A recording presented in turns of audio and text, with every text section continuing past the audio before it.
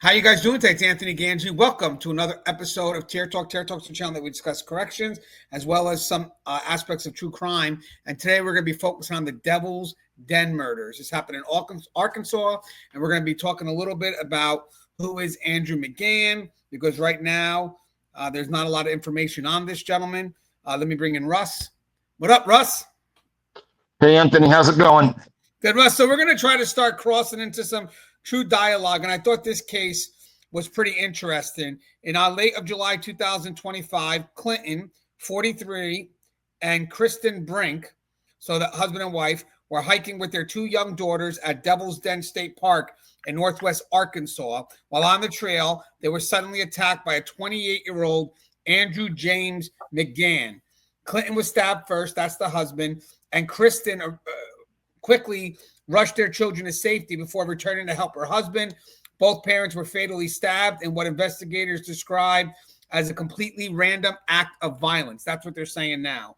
The daughters, aged 7 and 9, were unharmed. Then we had a 5-day manhunt followed, ending when police arrested McGann mid-haircut at a barbershop in Springdale. Authorities say McGann confessed to the killings, and DNA from the scene matched his. He has since pled not guilty to 2 counts of capital murder, with prosecutors announcing they will seek the death penalty. I believe besides the DNA and his original admission, they also have the two young girls that were able to give a description. I want to show a quick video real quick, Russ, that will kind of put things into light. It came from News Nation. I saw it earlier today. So let me go ahead and put this video in. It's a quick little video. It is right here. Let me share it real quick. Here we go. An update this week: the grisly murder of a couple in the middle of Devil's Den, a state park in northwestern Arkansas. And the details are just so awful. The pair brutally stabbed on July 26th. They were on a hike with their 2 young daughters, 7 and 9 years old. And police say the husband, Clinton Brink, was attacked first. His wife, Cristen, jumped into action. She brought the girls to a safe location before returning to try to help her husband, but she ultimately also fell victim to that assailant. And the man arrested in connection with the crime, Andrew McGann, is an elementary school teacher. Police say the attack appears random. The suspect was arrested in the middle of getting a haircut, and he now just this week pleading not guilty to 2 counts of capital murder. We are learning more about him. Police say that he worked as a teacher at several schools, passing all background checks. He was hired to teach at an Arkansas public school this coming school year. Jennifer, I know that you've been tracking this case closely. So after the suspect was arrested, state police say that he admitted to the killings. So why is he now pleading not guilty this week? Well, this is often expected that when it comes to court, they're going to plead not guilty initially as they really sum up the evidence. As you said, he completely confessed. His DNA was at the crime scene. The 2 little girls gave descriptions that matched him. So the evidence is very overwhelming here. Yeah, so we have his admission, we have his DNA at the crime scene. Very quickly, I want to talk about what went wrong here, because in Texas, he was put on leave in the spring of 2023 for, quote, concerns related to classroom management, professional judgment, student favoritism. But parents were alleging that he was grooming girls in his classroom. They ultimately did an investigation. They found there was no evidence of inappropriate behavior there. He resigned, though. He found other teaching jobs in other states. Will the prosecution be looking at this history when building their case here? What is standing out to you? Because there were 2 little girls on that trail that day.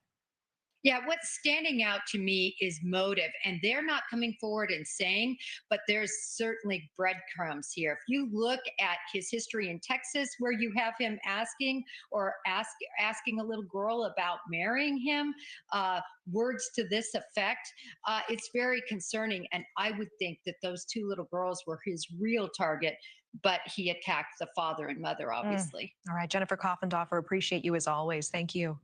Thank you for watching. Subscribe.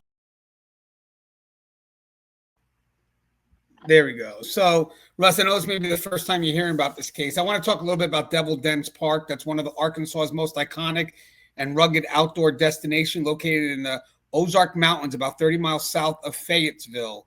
The park is known for its dramatic sandstone bluffs, caves, rock crevices, and dense forested trails that wind through steep hills and valleys. Built in the 1930s by the Civilian Conservation Corps, it has a rustic charm with stone cabins, a scenic lake, and historic trails that attract families, hikers, and campers year-round. The area where the Brink family was attacked is part of a secluded trail network where the thick canopy and rocky terrain create both beauty and isolation. Many locals and tourists see Devil's Den as a safe retreat into nature, a place for family hikes, picnics, and explorations. That's why the murders struck such a deep chord. An act of brutal violence shattered the peace of a location long celebrated for its natural serenity and safety. And Russ, this only has to happen once in an area like this for people to say, you know what, I'm not going there again. Would you agree? Yeah, I guess, putting aside, how horrific this was, just, thinking about, it is an interesting case from the standpoint of the journalists there. They went right to the victimology, and I think that kind of is maybe a little bit rushed to judgment, because he was found like he hadn't actually done something to some of these other girls that he had contact with. I don't think that you can immediately just go there. It might have been just a crime of opportunity for him, whether it was sexual in nature. I guess that we don't know quite yet. Although I'll say the fact that there was some sort of DNA with regards to something that happened there, that maybe the wife actually was the real victim. And I don't know that that's ever going to come out for sure with regards to that. This to me is a little bit reminiscent of a guy who I had on my chair for a while at San Quentin, a guy named David Carpenter, who actually chose to some degree, crimes of opportunity, certainly, but it was couples and people walking alone on Mount Tamalpais, which can actually be seen from San Quentin, coincidentally enough. And so he would, his choice of, killing them was with a gun so that he could get it done more quickly, apparently. But that's kind of what this feels like. So I don't know exactly where the victimology is going to point after this, or whether this is just going to be a case of, hey, he was out there, he was looking for someone to do something to, and this seemed to him to be a moment of opportunity that he was able to avail himself of. I guess we're going to see how it unwinds, though. Yeah, I think I could see another perspective too, where maybe he's trying to sneak on the target. Hopefully, he could take the mother and, the father and mother out. Obviously, you go after the father first because he's the biggest threat. So that would be Clinton David Brink. You go after him. But I think it got a little sloppy. And then what happened was the mother was able to break away, put her children somewhere for safety, then go back and try to help. But you got to realize this probably caused a commotion. And then I'm thinking, as even if he wanted to target the kids, he probably didn't go back to get the kids because this caused too much of a commotion, maybe a lot of noise.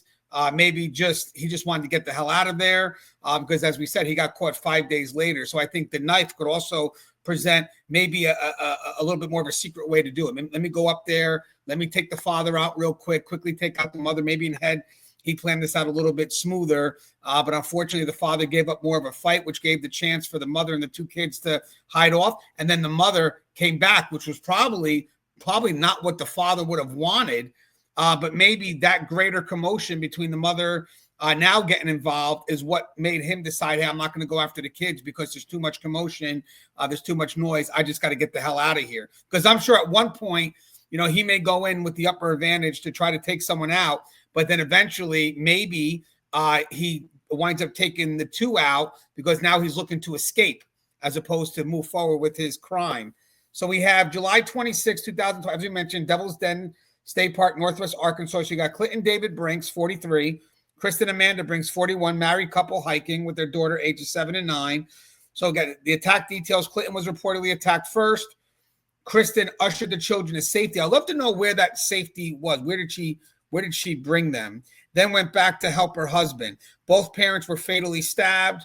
And again, I as I said, I think the first one was more of, I'm going to take the father out, then take the mother out, and then get the kids. I think it is about the kids a bit, only because in context, he tried to work at schools Again, it's hard to look at these isolated, so I'm looking at these in context. Cristen ushered the children to safety, then went back to help her husband. Both parents were fatally stabbed, and the daughters were unharmed and are now in care of relatives. The nature of attack right now, the authorities say it appears random. No known prior connection between McGann and the Brinks. So that's the first thing they're going to look at. Hey, Russ, what is Cristen Brink's decision to get her daughter to safety before going back for her husband tell us about instinct, courage, and parental sacrifice in moments of extreme danger?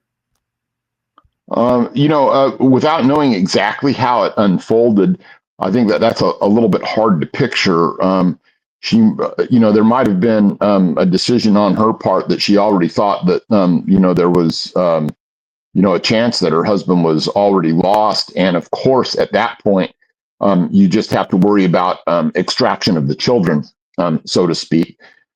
So I don't know exactly like what her thought process in that would be. I mean, I think it was correct. But was she trying to get them to a house nearby, a store? Did she just, run them down some trail and tell them to hide and not come out until someone came looking for them? We haven't really, heard that part of the story yet. Hopefully that will unfold. They said, I guess, that they found the children like a half a mile into the park or something like that. It's just not real clear to me that, because it sounds like she didn't make it back to their car, wherever that was. So I'm thinking, it had to be somewhere along that trailhead. I'm guessing that she told them to hide at all costs. And that's the most that I can come up with at this point.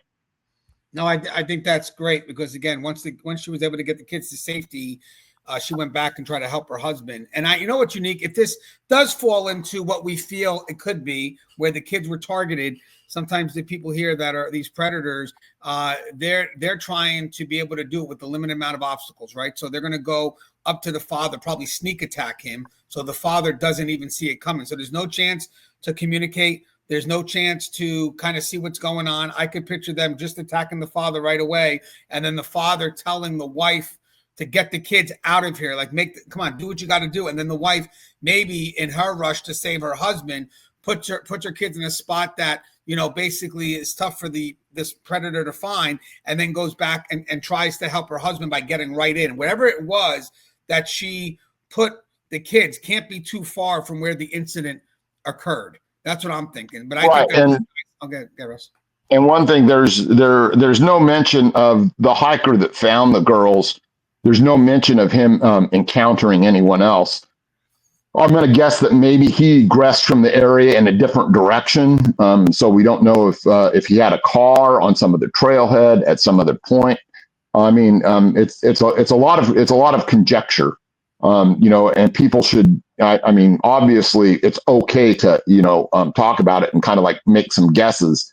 I wouldn't get too far down any one path at this point, though, because this guy, he's really an unknown quantity, and things like this tend to crop up and surprise us. So my guess is that the guy that found the girls and then went on to try and find the parents, him not encountering that guy probably means he left in some other direction. Yeah, and also I like what you're saying. I mean, the first thing I would try to do is try to see, even if he pled guilty, you still want to get motive. So can we connect this guy to the family? Can we connect them to the kids? Can we connect them to as I said, just the family in general? Was this a real random attack where he just basically hides out in the woods and waits for the opportunity, or was this a targeted attack? And what's good about this is the more we start to understand that dynamic, the more we start to unfold the motive, which gives us a little bit more pressure when you go to interview the suspect. The more the better, because if now the person's pleading not guilty, that original plea of being guilty, will that hold up? We don't know. So hey, Russ, parks like Devil's Den are supposed to be havens. How does violence in these spaces impact public trust and the sense of security outdoors? I think like overall, in the way that I look at it is, it's pretty safe overall. I've spent a lifetime in the great outdoors, And yet some things, happen now and then that are of a violent nature, humanity being what it is. We had a case very near to us up here where it was called the Yosemite visitor murders, where a woman and two younger females were killed. And that guy, Steven Stainer, had also later killed a park employee within Yosemite. And the place that he had chosen to ditch the car that had two of the bodies in it was just up the road from where I lived at the time. And so that was a concern to all, because these Yosemite murders, no one knew where they were, no one knew where their car was, and then it was just kind of a great big unknown. And then suddenly, this park ranger, she was killed, and it pointed to this guy, Steven Stainer, and they were able to take him into custody and then later connect him to those other crimes. So I think that it's something you have to be aware of when you're out there. But I think that overall, better than living in a big city, better than taking up habitation in a place with much higher crime rates, as it were. So it's just a word to the wise. But unfortunately, seen some of those things happen around here in California, and certainly in a few other places across the country. There's several other cases that come to mind. And the funny thing is, some of us want that isolated retreat so we could break away from the real world. But then obviously, there are some people looking for isolation for other reasons. That's why I think, like Russ said, when something like this happens, obviously they're going to close down. If I'd close down certain areas. I would investigate, because there's obviously some things that they're going to want to look into. Obviously, how could this happen? I mean, are there any safety points for individuals in case something like this happens? Or in these isolated areas, do we have more light? Do we have things that would deter someone, like presence from staff would be good? So again, when you tend to be out of view, which people could be attracted to, you got to kind of balance it with, other things that could relate to better safety and security in those areas. I wrote down here, Russ, in a note, I said, so for the most, parks a place of retreat. Hikers, campers, and families seek its isolation to escape the noise of everyday life, to reconnect with nature, and to feel safe in its quiet beauty. But that same isolation could also attract a darker element. The cover of thick woods, the winding trails, and the lack of immediate witnesses create opportunities for those with violent or predatory intent. In the Brinks case, what should have been a peaceful family hike became a moment of terror precisely because of that tension. The very seclusion that makes the park a sanctuary almost makes it vulnerable. It's funny, Russ, because if you look at it this way, maybe the person didn't so much target this family, but knew that there was a benefit to this environment. Remember, guys, predators look at a few things. Yes, the vulnerability of target, but they also look at the environment. Could the environment present an opportunity? So maybe this is someone that could have not stalked the family, but just kind of hung out in that area until they found the perfect set of victims. I don't know if there was robbery in play. We're still trying to work that out. But, I mean, there's a good chance, Russ, that these type of locations invite those type of predators, because it sets up the perfect opportunity for people to be vulnerable and for them to get that advantage. And I think the wife coming back and making a bigger commotion for predators like this, they don't want to get caught. So usually they want to try to do things with the least amount of obstacles. So when people start fighting back, they actually start to run in the other direction. Yeah, and you never know what the motivations are either. I mean, there's certainly a component here where it may have been the younger girls, it may have been the wife, it may have been the chance to do a spree killing. I remember when I was a very, very young lad. I think I was like 5 years old, where my grandparents lived just down the canyon, about a quarter of a mile from there. There was a guy who became known as the Sickle Slayer. And I want to say, he snuck into a campground down there and just on a spree killed 4 people inside of a tent with a sickle. And so, these are obviously aberrations, but they're things that occur. And so, that's one way to look at it is the victimology is maybe more about the hunt. The victimology is maybe more about the opportunity. The victimology is about, the chance to have enough privacy to be able to get away and not be recognized by people, perhaps. Yes, and I agree with that 100%, Russ. I have some more stuff here I want to cover. Hold on. All right, let me get my notes again. So again, I want to talk a little bit about McGann, the one that was arrested. Well, you guys saw his picture in the video, right? So McGann was arrested on July 30th after a 5-day manhunt. He was found in a barber shop mid-haircut in Springdale, that's 30 miles north of the den. Evidence: McGann allegedly confessed to the murders during questioning.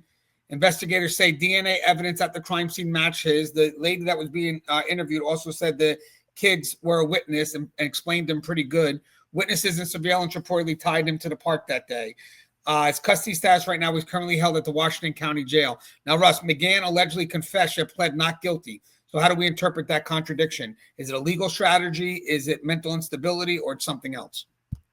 Yeah, it's just a legal strategy. To the best of my recollection, and I didn't have a chance to go back and refresh myself, but the last I remember, Arkansas had a pretty robust death penalty system. So I think that's going to be an issue for him. I think that, he's kind of stupid in a way, but kind of smart in a way, because one of his easy to pick out features is that shock crop of curly, mangled looking hair that he has. I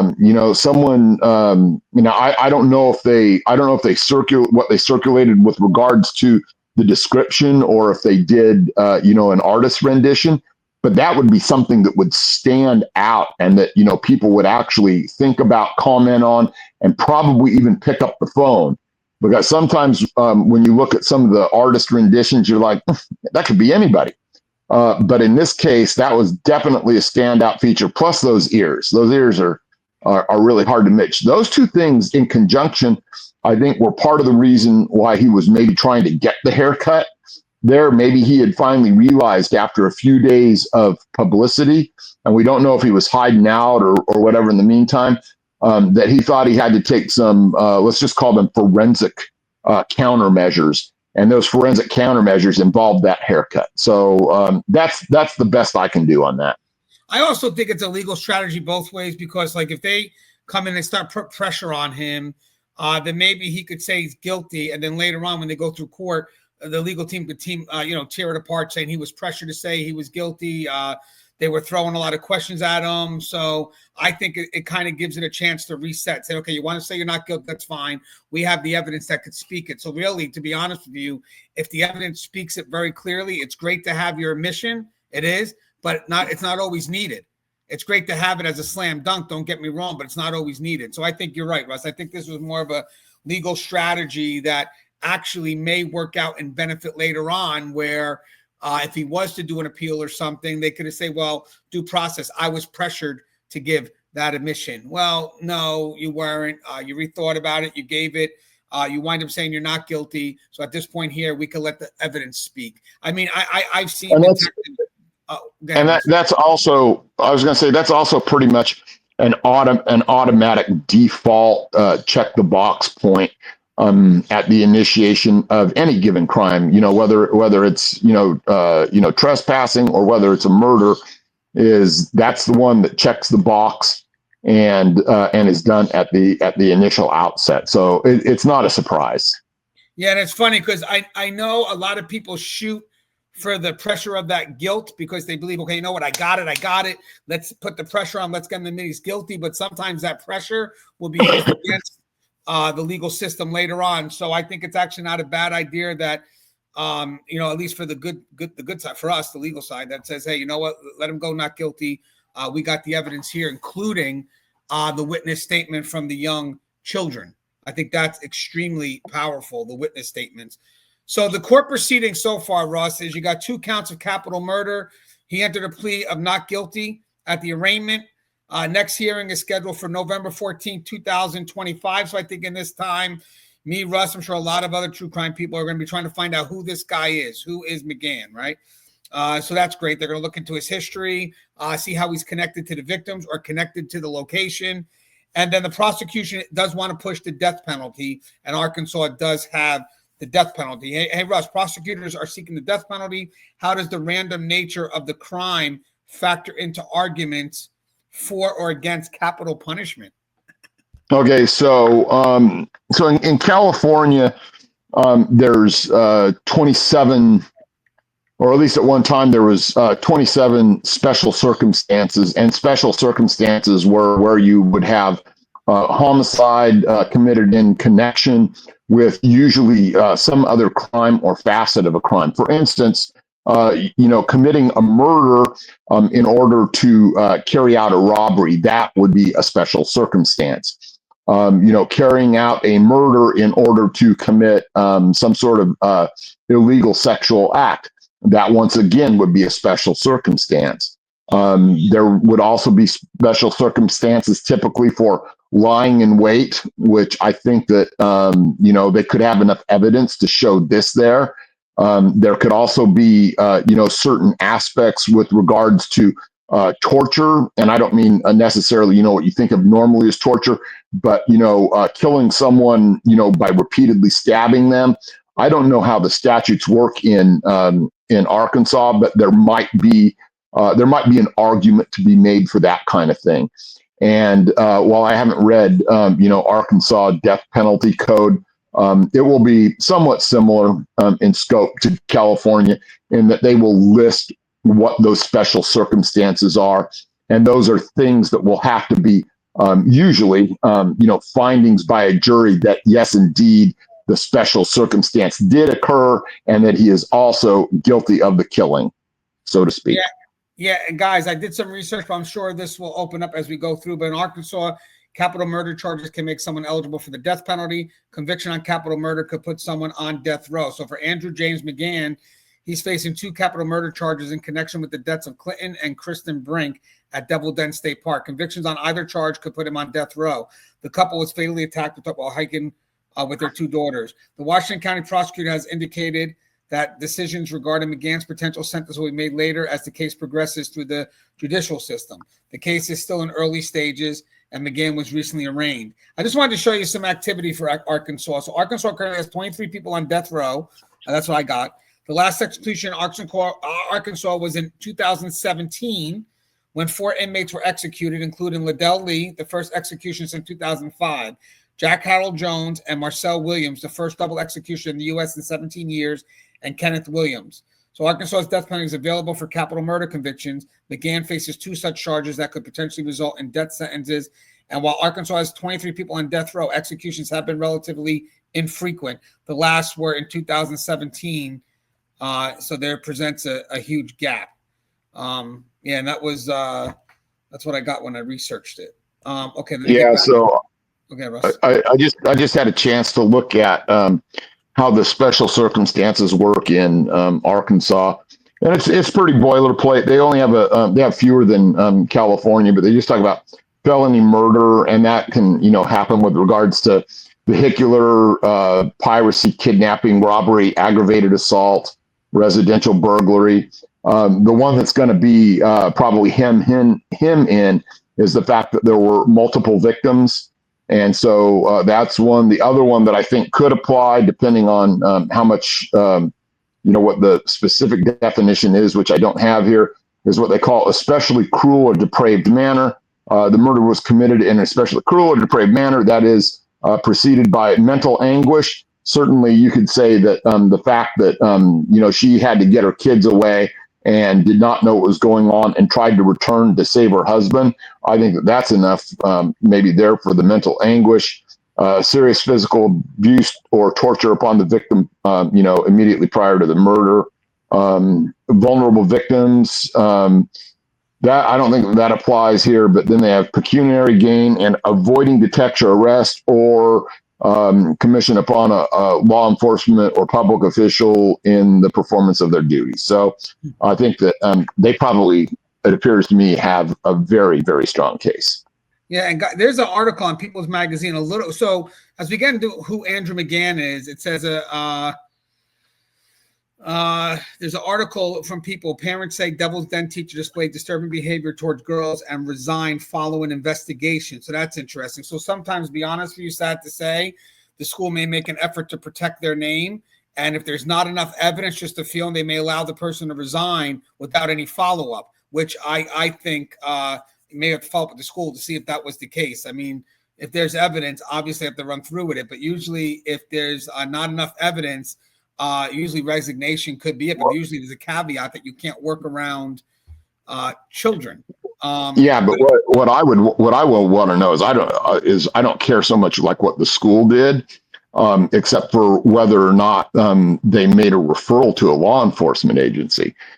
Because you see a lot of that these days where schools, that's the immediate part that they fall down on.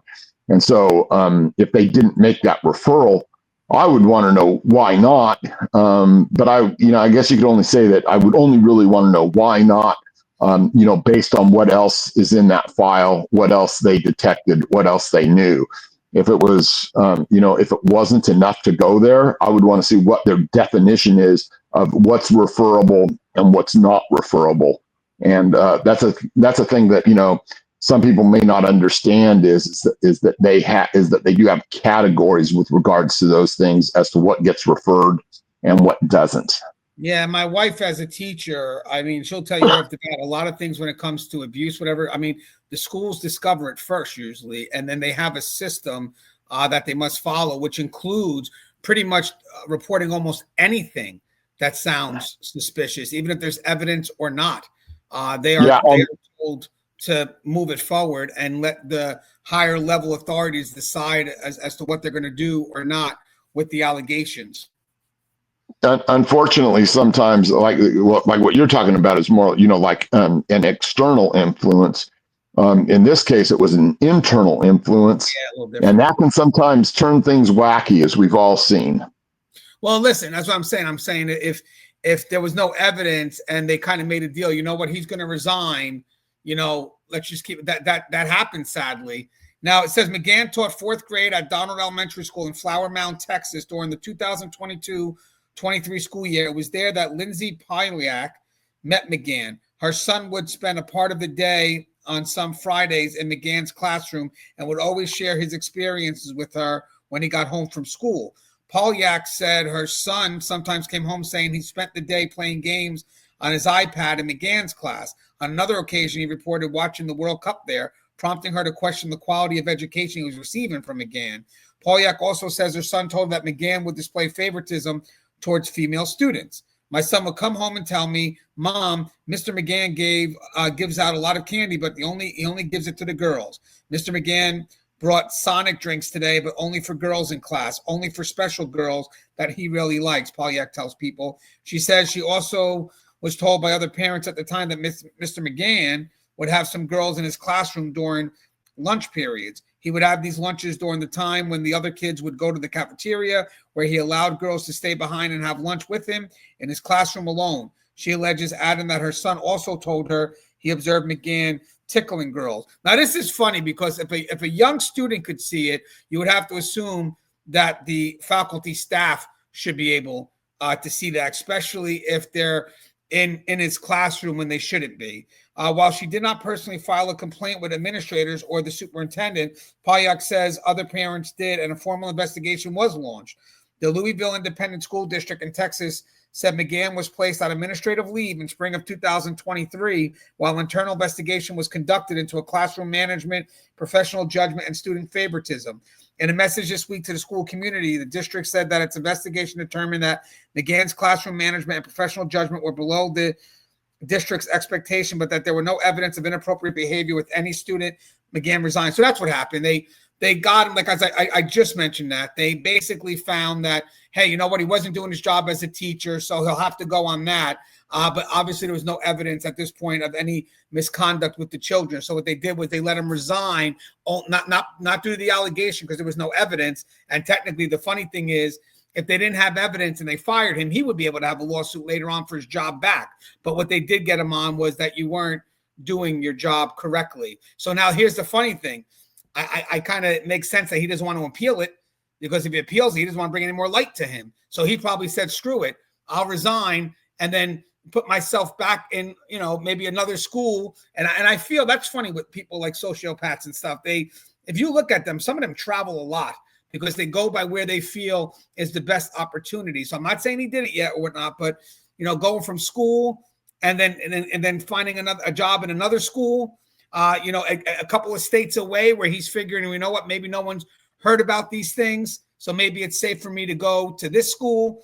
But it would be great if we're allowed to say concerns, but like, let's say the school was to talk to the other school. Hey, he worked there, but looks like he resigned. Are there any concerns? That school really can't talk negative about him. All they could say is basically, well, he resigned maybe because he wasn't a good fit or, whatever it is, but they really can't talk about things that, he wasn't actually accused of. Was actually found guilty of. Sorry. All right, Russell, I got here. Teaching history, parents raise concerns about inappropriate behavior, reports of tickling students and telling a girl he wished she could be his girlfriend. Placed on administrative leave, later resigned. Incident did not appear on his permanent record, allowing him to continue teaching elsewhere. Because, again, not being an effective teacher is not, is not going to stop you from teaching elsewhere. You just got to step up your game and be better. But if you had allegations like that you were found guilty of, you're never going to teach again. Oklahoma, Sand Springs, he was later employed as a teacher. No public record of discipline there. And recently hired by Springdale Public Schools. Has not yet begun working with students when the murders occurred. It's funny, look at the Oklahoma thing. I mean, you never know. Maybe he left there because he wanted to, but sometimes they leave because there's pressure of being caught. So now maybe there is something that could have happened in Oklahoma, and now he gets the hell out of there and goes to Arkansas. So right now, there's no criminal record or documented mental health history prior to his arrest. Hey, Russ, so now reports show McGann had prior inappropriate behavior concerns as a teacher, yet was still able to move schools. What does this say about how institutions handle misconduct? We kind of touched on this, and the risk of failing to share records across states. That's the key. Yeah, well, that's you can only share things generally, that make it into the record. And so that's the issue there. Now, whether they did due diligence or not, that's another question, because like we say, at this point, we don't know whether or not there was a referral to law enforcement. And, if there was, that's certainly going to come out. I really do wonder about, other places that he was at, whether or not there's any, unsolved stabbings in nearby areas. This doesn't seem like it was probably, his first time. But then again, he seems pretty young, so not really sure what drove him to this at this point in time. Yeah, and just I want to mention something for the next question. It goes, how do we balance protecting teachers' reputations with ensuring that red flags aren't buried, especially when kids are vulnerable, populations may be at risk? I want to mention something here. So in corrections, we have a thing called PREA. It's a Prison Rape Elimination Act, and it's used as a weapon. Basically, it should be used for good reasons, but a lot of manipulative inmates also use it as a weapon because they know the allegation gives them some sense of control, especially when it comes to holding the victims accountable. So in this case here, you have to treat every incident as objective as possible. I mean, that's the one thing. And you got to hope that the evidence, hopefully the evidence doesn't showcase that the teacher's doing anything wrong. Now, with that said, what happens if you find out that the evidence is not there? There's two different ways. One, if you find out the evidence is just not there, so basically it's unsubstantiated, that's tough because now there's not enough evidence to prove or disprove. So by the way, the person being accused also has rights. Now, if you have evidence to prove that it's unfounded, which means that the allegations are false and can be proven to be false, well, then the person who made the allegation should be held accountable 100%. I'm sorry, man. You claim you were a victim, but your allegations have proven to be false. Then you're going to be held accountable. I think most of the concerns are going to be when the allegations can't be proved either way. Then the school has to make a determination of what they need to do best. And I think in this case here, what protected the school was the fact that they were able to focus on his ineffectiveness in the classroom. So believe it or not, when you had the allegation for what would have been some form of misconduct between him and students, they didn't really have to lean on that for the resignation. And in their mind, if I got the resignation and I got him out of my school, he's no longer our problem.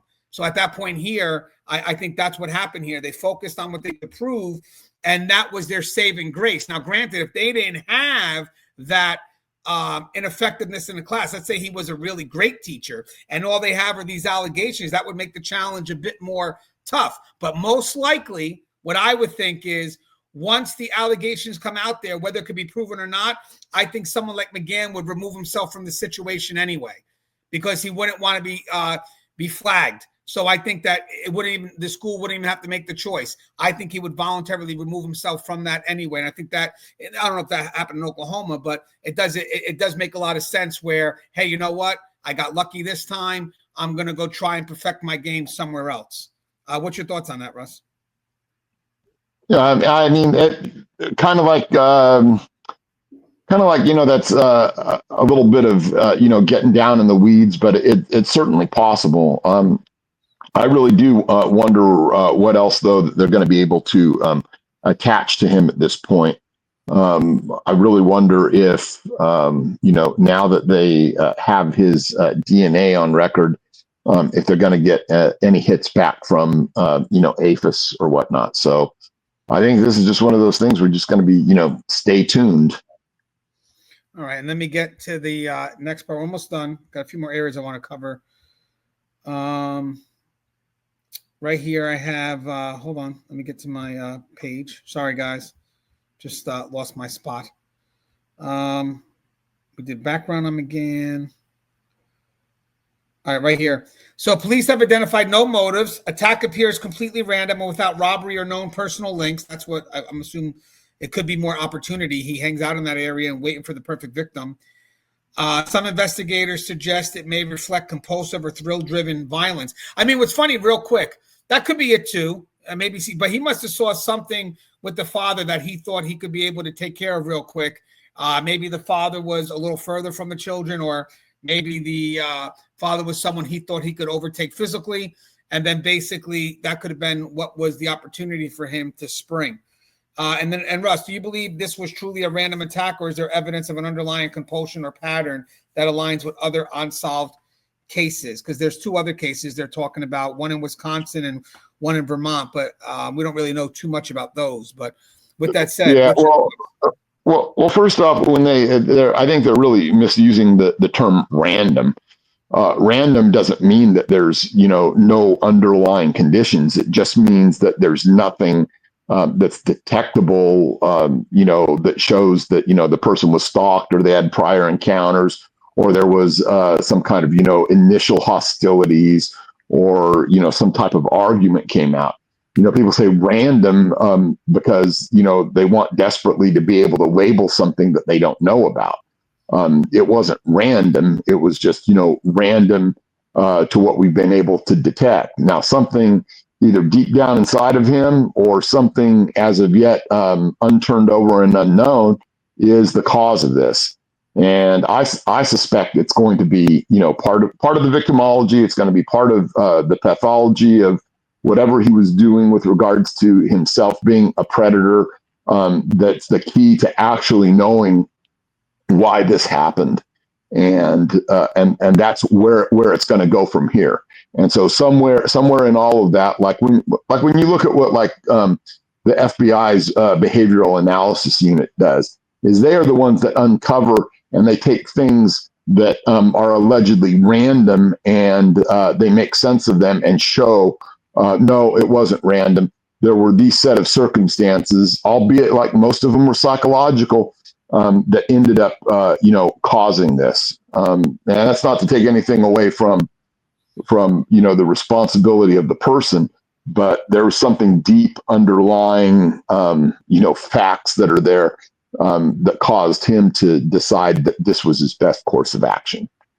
Yeah, and guys, for me on this one, I do believe, I don't think it was random in regards to, I think it was some level of opportunity for him. I mean, they're going to see, you got this context of the school, him as a teacher. So that does present something that looks like it could be leaning towards children, but we don't know because he never did anything with the children. I don't know how far they were when the attack on the husband and wife were happening. But I think that he could have eventually tried to get to the children if he wasn't spooked by the commotion that was probably caused during that battle. So that's something that's going to be discovered. And right now, they said authorities are, as I said, probing possible links to unsolved cases with similar characteristics. So you have the Devil Lake State Park, Wisconsin, which is the murder of John Schmautzer, 24, who was stabbed while hiking.